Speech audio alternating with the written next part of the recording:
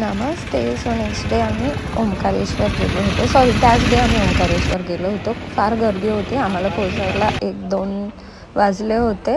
From Indore to Omkareshwar हा distance almost 4 to 5 आवर्सचा आहे. So yes, तुम्ही इंदोरवरनं डिरेक्टली ओंकारेश्वरला जाऊ शकता. सो हे आहे ओंकारेश्वर. फुल ऑन गर्दी होती, फुल ऑन. खूप मोठी लाईन होती. हे जे फुल ते ग्रेप्स दिसत आहेत ते फुल लाईनने भरलेले होते. पाहू शकता जर झूम केलं तर तिथे.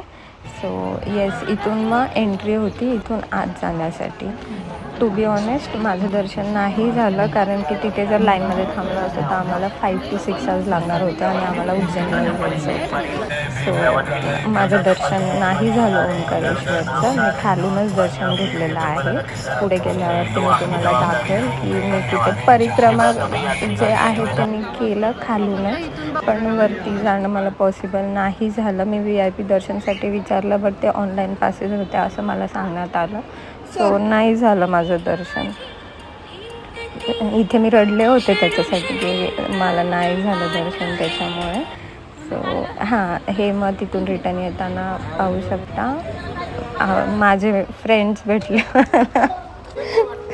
सो मग तिथून मग आम्ही परत रिटर्न जायला निघालो. ॲक्च्युली मन मानतच नव्हतं इतक्या लांब जाऊन दर्शन न होणं, but may be next time होईल माझं दर्शन कधीतरी. आणि येताना सर्व आग लागली होती. सो या, थँक्यू फॉर वॉचिंग.